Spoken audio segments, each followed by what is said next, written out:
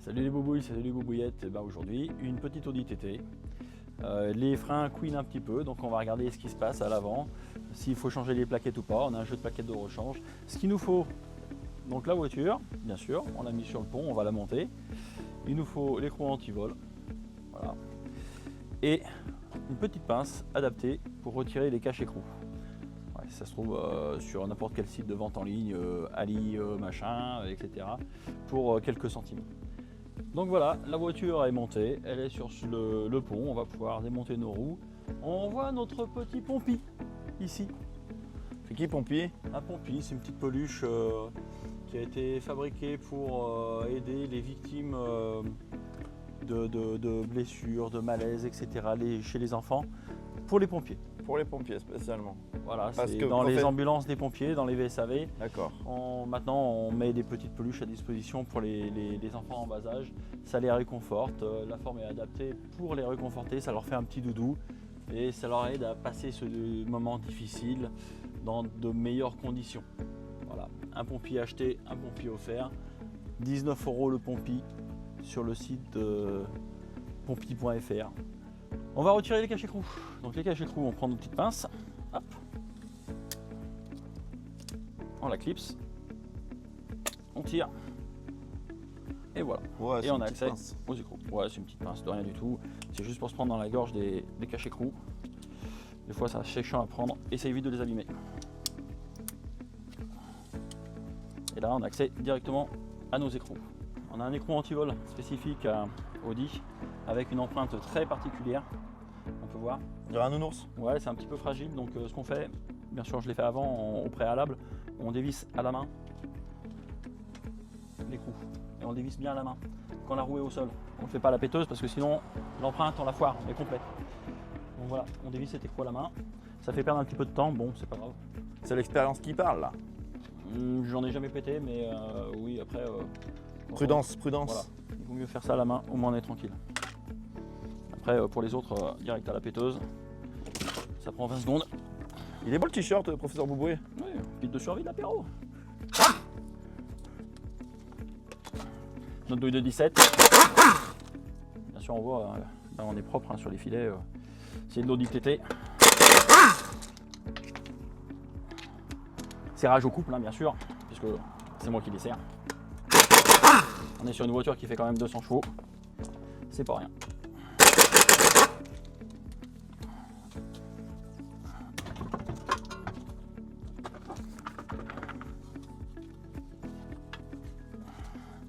Donc on va s'attaquer aux vis de colonnettes qui sont cachées là derrière. C'est tout simplement du 6 pans en 7 mm.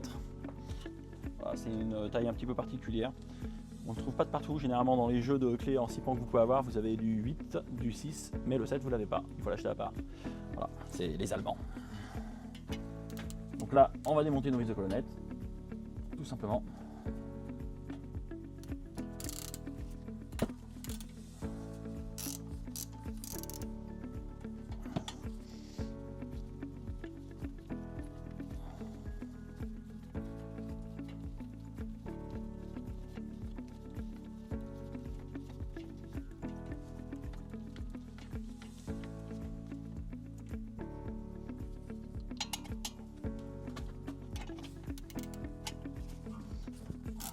Ouais, c'est pas très serré.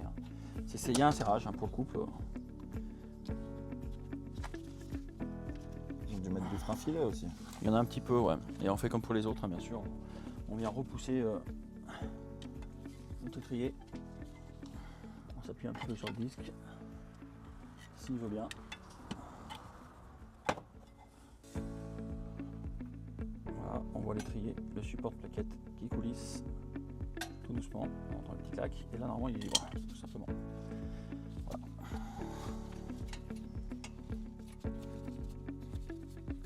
On doit retirer les deux vis entièrement. Ouais, sur celui-là, il bascule pas.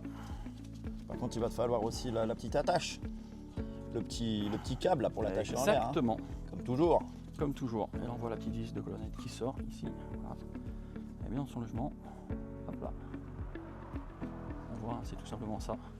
Donc elle est un peu sèche, on remettra un petit peu de gras pour que ça coulisse bien. Tout simplement. La graisse cuivrée. Ouais, de la graisse cuivrée toujours. On en fout partout, hein, la graisse cuivrée. Ouais, c'est pas mal.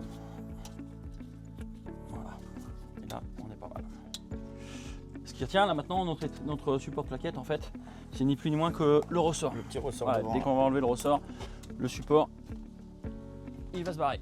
Donc on prévoit notre petit câble, notre bout de fil électrique qu'on va prendre sur le ressort d'un manteau. Voilà, pour éviter de tirer sur les flexibles de frein.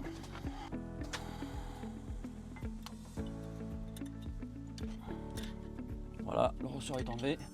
Et là on voit notre support, il part d'un coup, voilà, tout simplement. Voilà. Avec notre plaquette qui est tenue en fait directement au niveau du piston. C'est un simple piston. Et on voit effectivement, voilà, on en parlait dans la vidéo précédente. craquelures ? Non, pas du tout, c'est le glaçage. Ah, on voit il est glacé. ce petit effet miroir qui est glacé, tout simplement. Voilà, donc on voit que les plaquettes, là on voit bien là. soit c'est dû à un freinage un peu trop brusque, ou je pense que les plaquettes sont assez vieilles. C'est un véhicule qui n'est pas très kilométré. On est dans les 60 000 km pour un véhicule qui a plus de 10 ans. Donc il n'y a pas beaucoup de bornes. Et au final, la garniture elle s'use, c'est comme tout. Voilà. Donc là, on va mettre notre trier là-haut pour le tenir, tout simplement. Se faire chier. Le professeur Boubou, il a trouvé le problème quoi. Ouais, a priori. Je pense là, comme d'hab, de toute façon, il n'y a pas de mystère généralement. Voilà, notre truc qui tient. Et on voit bien ici le témoin d'usure en fait de la plaquette qui est ici, ainsi ni plus ni moins qu'un contact. Quand ça fait métal contre métal, et en fait on a une petite loupiote qui s'allume au tableau de bord. Qui dit il faut changer. Et là, elle freinait moins bien. Non, elle freinait pas moins bien, mais après c'est le problème du glaçage. Et puis c'est toujours désagréable d'avoir un bruit dans la voiture quand on freine et que ça couine. Voilà, c'est pas compatible avec une voiture haut de gamme. Donc là, on va carrément les changer, on va pas s'emmerder, on les a. C'est tout simple pour le professeur Bobo. Ouais, là c'est tranquille. Puis on voit en plus, sur une Audi, c'est comme sur une Porsche, c'est moins chiant que sur une Clio. Oh le nom. Voilà, on a deux vis qui tiennent l'étrier, on a les plaquettes qui tiennent avec un ressort, et basta. Il n'y a pas à se faire chier. Voilà, on voit qu'elles sont un peu usées, bien sûr. Qualité allemande quoi. Ouais, Dodge Qualitat. Là on voit on est à un peu plus de 50% d'usure, je pense. J'ai pas pris un pied à coulisses, mais bon, on voit bien cet effet glacé, tout simplement.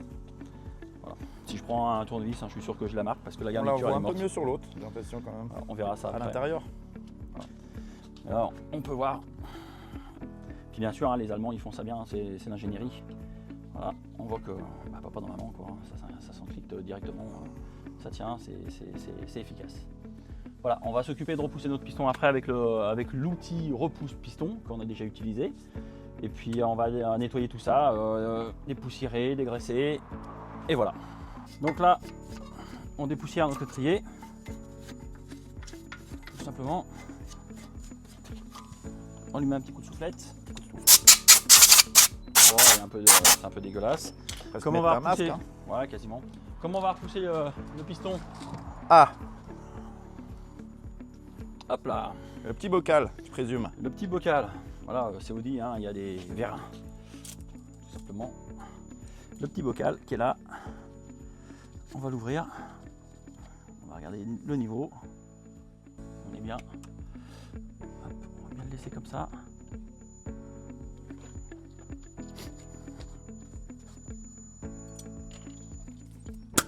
Et on va utiliser notre repousse piston. Alors on dégrafe notre plaquette. Elle a son système de griffe qui est pris directement dans le piston. Comme ça, quand le piston revient, la plaquette revient. C'est un petit peu plus sécure, on va dire. Ici, on voit qu'on a notre système de capteur. Tout simplement, on prend un petit tournevis, un petit tournevis plat. On a une plaquette ici, et là, on vient tout simplement le déboîter. Hop là, il suffit de faire levier en fait. On fait juste ce mouvement là et ça le dégrafe. Voilà. Tac, donc on voit par rapport à l'autre, c'est pareil. Celle-là elle brille. Ouais, on voit qu'elle est bien glacée quand même. Voilà. Est-ce que c'est pas la matière à l'intérieur tout simplement? Peut-être, oui, des fois, mais on voit qu'elle est bien glacée. Ouais, ça peut venir de là quand même. Et on voit qu'il y a une bonne différence quand même d'usure. Ouais. On a plus de 50%. Bon, elle aurait pu faire encore un peu, mais on va pas s'emmerder. Ça vaut 30 balles le jeu de plaquettes. On se fait pas chier. Tout simplement. Donc on va repousser notre piston. Et encore.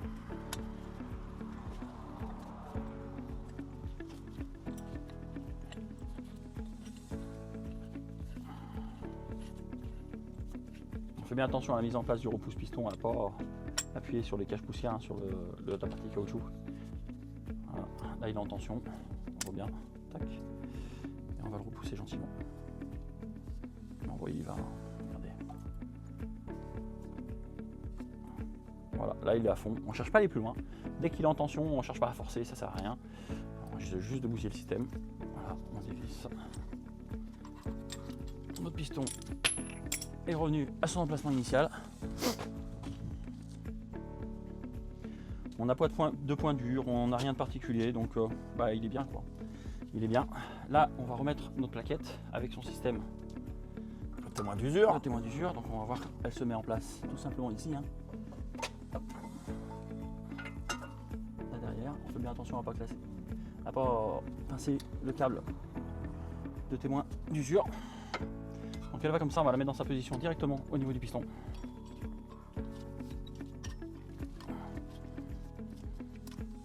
Alors c'est un peu chiant, je vous l'accorde.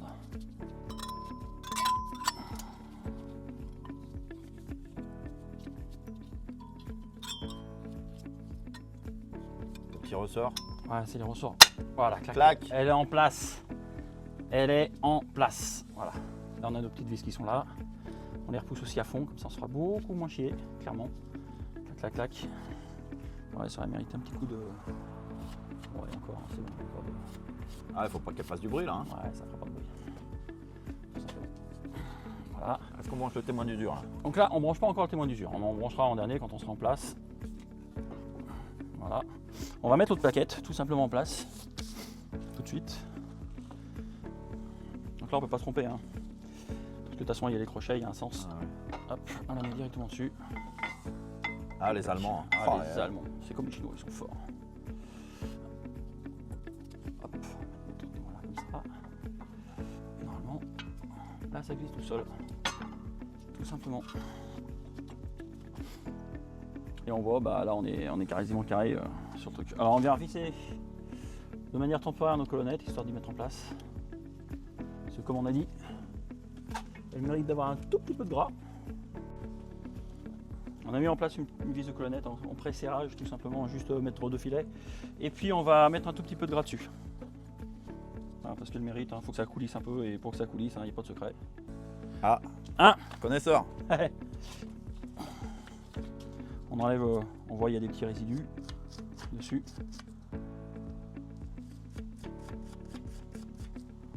Hein. C'est comme tout, hein, quand c'est propre, c'est plus agréable. Ah ouais, Hein ouais, certainement.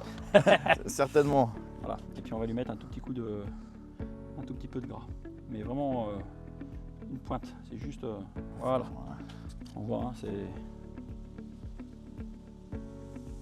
Voilà. On n'en met pas sur le filet, bien sûr, mais là on voit, voilà, c'est juste, ça fait presque de l'huile. Hein, Ah, professeur Boubou, il a mis les gants. Ouais, aujourd'hui on fera les Ah, propres. Hier c'était un petit peu vite fait à l'arrache. Hop, on remet dans son support. Et on serre bien sûr à la main. On mettra un petit coup de clé à la fin, mais toujours à la main. Voilà, alors en même temps, on va sortir sa petite sorte qui est juste au-dessus.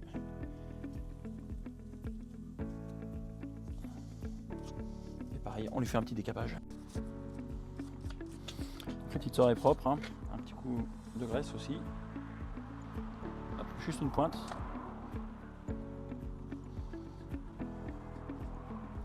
c'est vrai que j'ai entendu que certaines colonnettes pouvaient rester bloquées et ça m'est Ouais, arrivé. des fois ça grippe, hein, donc on n'hésite pas, hein, le gras, c'est la vie.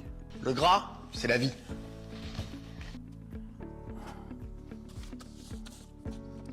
Pas avec excès quand même. Avec excès, bien sûr. Il faut jamais. Excès, tout excès est mauvais à la santé. Hop.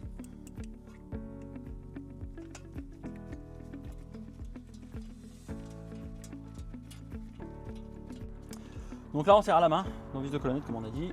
On va remettre un petit coup de clé à la fin. C'est vraiment pas serré, hein, donc on est sur du 15-20 Nm, un peu plus. Hein. Donc juste un petit coup de serrage à la mano.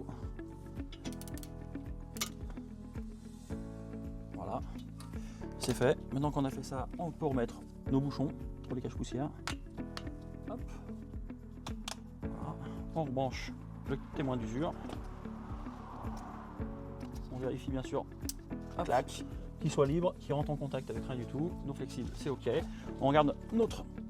support, voir s'il coulisse bien. Une fois qu'on a pompé notre piston, à plaquer nos plaquettes directement sur le disque et on va mettre le ressort, tout simplement anti-bruit et anti-vibration.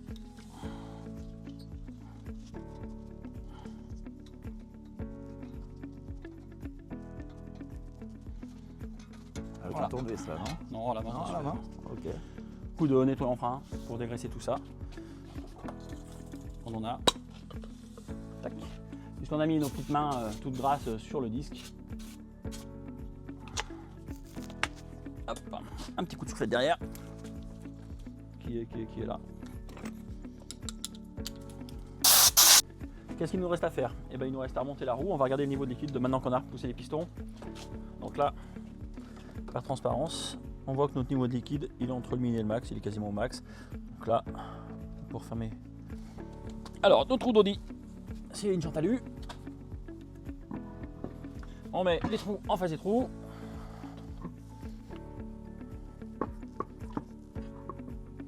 Ça va bien aller. Oh, fait chier ce roue. Professeur Boubou, il Ah. vise mal. Non, il vise pas mal. Hop. Et là, les serrages, toujours, mais alors toujours à la main, pour rentrer les goujons. Ça évite de foirer les pas de vis. On regarde bien, on vérifie surtout bien que notre jante est bien plaquée au moyeu. Parce que les jantes à lui, des fois, c'est un petit peu particulier, si ça se voit un peu de traviole. Des fois, c'est pas bien plaqué, et c'est déjà arrivé.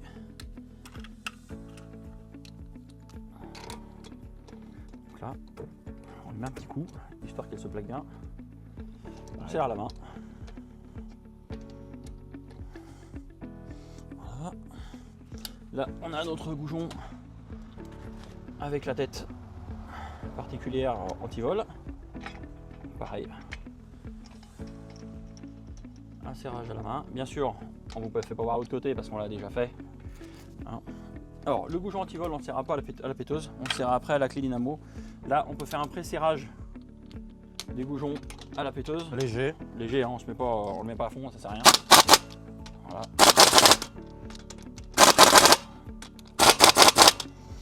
Hop là. Et il nous reste quoi? Et ben on va la descendre par terre. Comme ça, on utilise la clé dynamo. Hein. Toujours serrage des roues à la dynamo électrique. Ici, on est sur une TT, une sportive.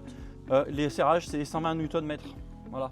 On vous fera voir Environ, après. environ. Non, non, c'est pas environ, c'est C'est 120 Nm. D'accord. Voilà. On peut fermer le capot.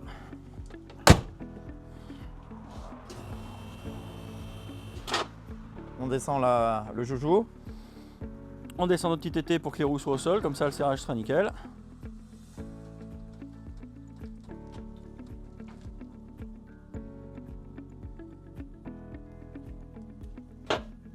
Voilà. Là, on prend notre dynamométrique, tout simplement. On a différentes valeurs sur la dynamométrique. Ici, on a des valeurs en Nm ou en mètres par kilo, tout simplement. Nous, le couple de serrage, c'est du 120 Nm. Ici, on a des graduations, donc on va se mettre sur 120. On a la molette de réglage et la molette de serrage. Donc ici, on a 112, 126. On se met à 126. Voilà. Et on dévisse de 6, tout simplement. Là, on est à 126. Donc là, 2, 4, 6. Et là, on est à 120.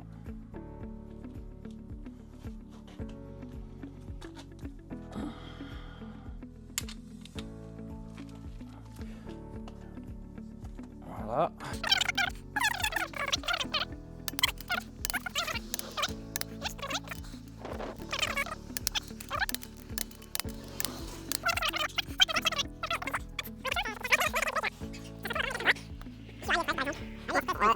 On la trouve vachement moins cher que chez Audi et franchement c'est la même qualité en plus. Bon, pour des bouts de plastique, ouais. C'est des bouts de plastoc. Mes petits boubous, mes petites boubouillettes, j'espère que ce petit tuto vous a plu sur le changement des plaquettes sur une Audi TT, 2 litres TFSI, 200 chevaux. A très bientôt. Marquez les boubouilles.